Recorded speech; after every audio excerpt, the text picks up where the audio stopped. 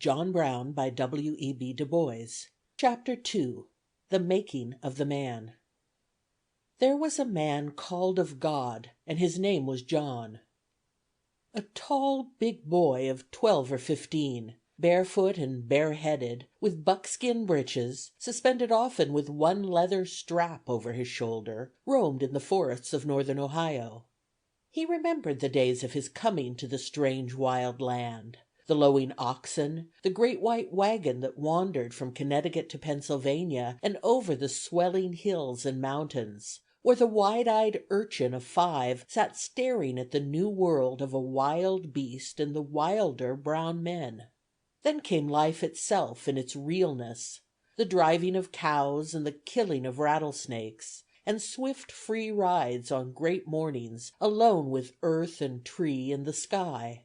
He became a rambler in the wild new country, finding birds and squirrels and sometimes a wild turkey's nest.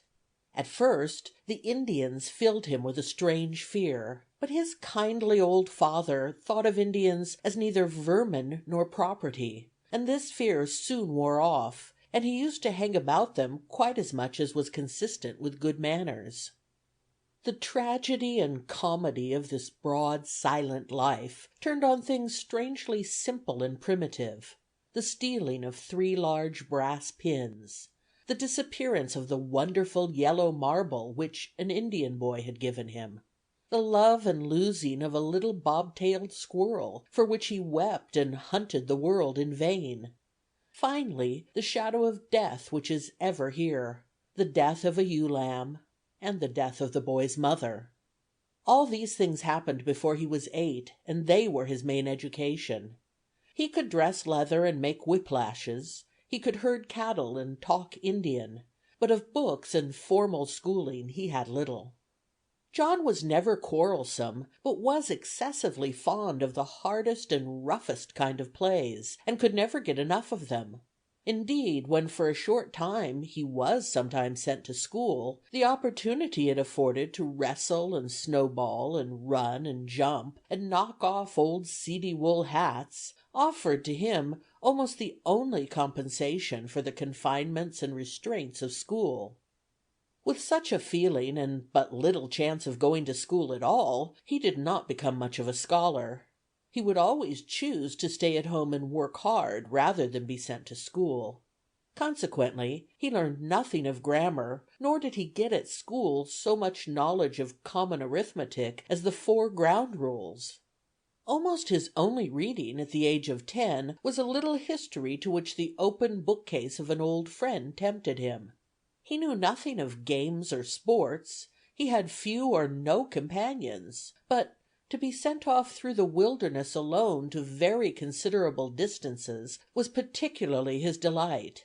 By the time he was 12 years old he was sent off more than 100 miles with companies of cattle. So his soul grew apart and alone, and yet untrammeled and unconfined, knowing all the depths of secret self-abasement and the heights of confident self-will. With others he was painfully diffident and bashful, and little sins that smaller souls would laugh at and forget loomed large and awful to his heart-searching vision. John had a very bad, foolish habit, I mean telling lies, generally to screen himself from blame or from punishment, because he could not well endure to be reproached. And I now think, had he been oftener encouraged to be entirely frank, he would not have been so often guilty of this fault, nor have been, in after life, obliged to struggle so long with so mean a habit. Such a nature was in its very essence religious, even mystical, but never superstitious nor blindly trustful in half-known creeds and formulas. His family was not rigidly Puritan in its thought and discipline, but had rather fallen into the mild heathenism of the hard-working frontier until just before John's birth. Then, his father relates in quaint Calvinistic patois, "I lived at home in 1782. This was a memorable year, as there was a great revival of religion in the town of Canton. My mother and my older sisters and brother John dated their hopes of salvation from that summer's revival under the ministry of the Reverend Edward Mills. I cannot say as I was a subject of the work, but this I can say, that I then began to hear preaching. I can now recollect most, if not all, of those I heard preach, and what their texts were. The change in our family was great. Family worship, set up by brother John, was ever afterward continued. There was a revival of singing in Canton, and our family became singers. Conference meetings were kept up constantly, and singing meetings, all of which brought our family into a very good association, a very great aid of restraining grace. Thus this young freeman of the woods was born into a religious atmosphere, not that of stern intellectual Puritanism, but of a milder and more sensitive type. Even this, however, the naturally skeptical bent of his mind did not receive unquestioningly.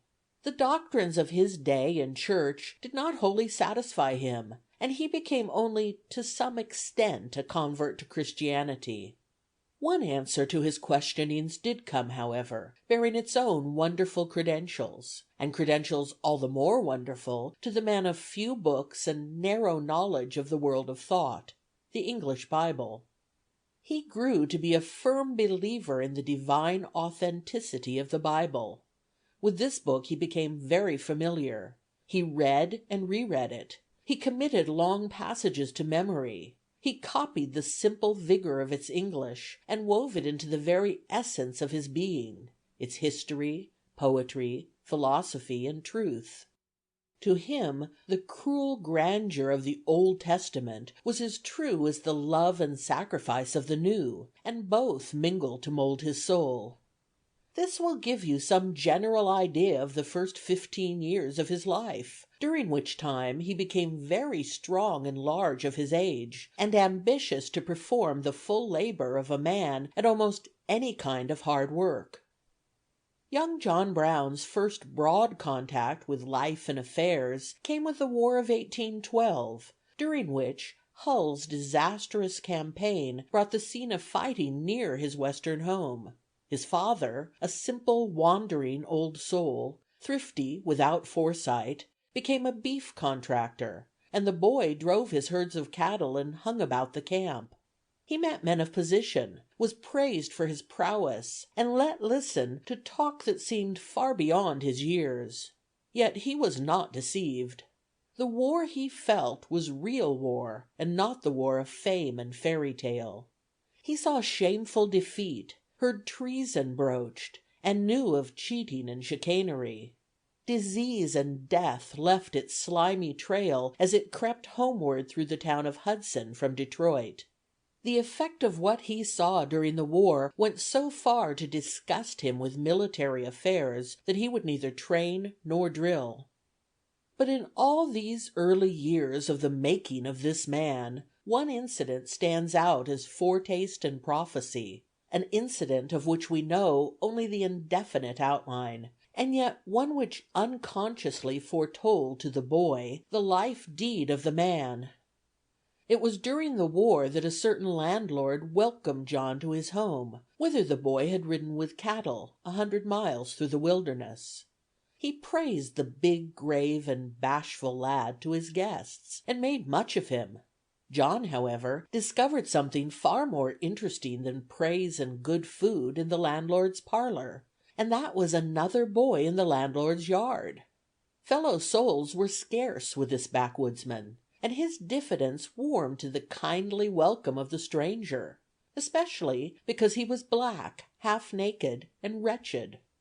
In John's very ears the kind voices of the master and his folk turned to harsh abuse with this black boy. At night the slave lay in the bitter cold, and once they beat the wretched thing before John's very eyes with an iron shovel, and again struck him with any weapon that chanced. In wide-eyed silence John looked on and questioned, was the boy bad or stupid? No. He was active, intelligent, and with the great warm sympathy of his race did the stranger numerous little acts of kindness, so that John readily, in his straightforward candor, acknowledged him fully, if not more, than his equal. That the black worked, and worked hard and steadily, was in John's eyes no hardship, rather a pleasure. Was not the world work? But that this boy was fatherless and motherless, and that all slaves must of necessity be fatherless and motherless, with none to protect them or provide for them, save at the will or caprice of the master. This was, to the half grown man, a thing of fearful portent, and he asked, "Is God their Father?" And what he asked, 1.5 million black bondmen were asking through the land. Section 2.